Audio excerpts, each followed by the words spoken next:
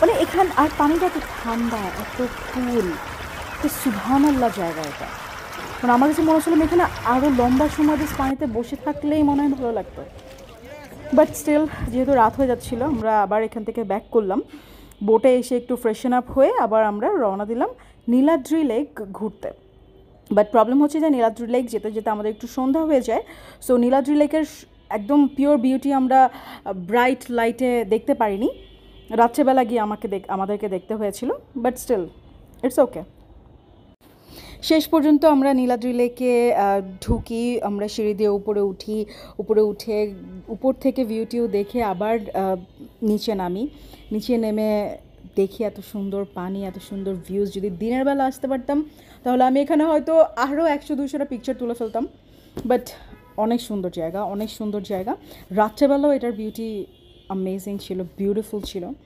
But যখন opposite সাইডে ইন্ডিয়ার পার্ট থেকে বর্ডারের লাইটটা রাত্রেবেলা জ্বালায়, ওইটা আপনারা দেখবেন, এত সুন্দর লাগে, এত সুন্দর লাগে। এটার মানে প্রত্যেকটা 24 ঘন্টার প্রত্যেকটা টাইমের একটা আলাদা বিউটি আছে।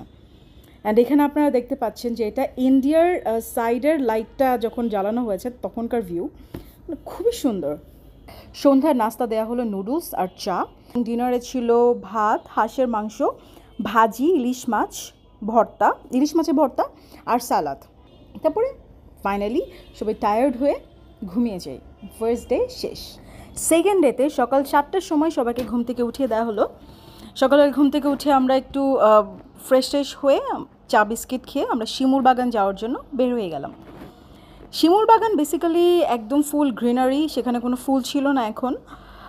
অপোজিটে হচ্ছে ইন্ডিয়া, অ্যান্ড এই পাশে শিমুল বাগানে সব গাছ, শিমুল গাছ দিয়ে ভরা, কোনো ফুল ছিল না, গ্রিনারি। অ্যান্ড সেখানে অনেক ঘোড়া ছিল যেখানে মানুষজন উঠে ছবি তুলে। সো আমরা অনেক ছবি তুললাম, অনেক ঘুরলাম ফিরলাম। যেখানে তেমন দেখার মতো কিছু নেই, জাস্ট অপোজিটে হচ্ছে ইন্ডিয়া, এই পাশে শিমুল বাগান, ফুল গ্রিন, পিকচার্স তোলার জন্য পারফেক্ট জায়গা। সো আমরা অনেক পিকচার্স তুললাম। অ্যান্ড সেখানে অনেক কলা বিক্রি করে সবাই, সো আমরা কলা কিনে কলাও খেলাম। অনেক বাচ্চা কাচ্চা থাকে যারা গান শোনায়, ফুলের মালা বানিয়ে বিক্রি করে, সো আমরা ফুলের মালা কিনলাম অ্যান্ড অনেক পিকচার্স তুললাম।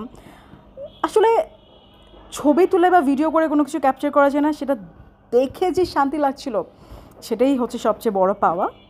আমার কাছে খুবই ভালো লেগেছে।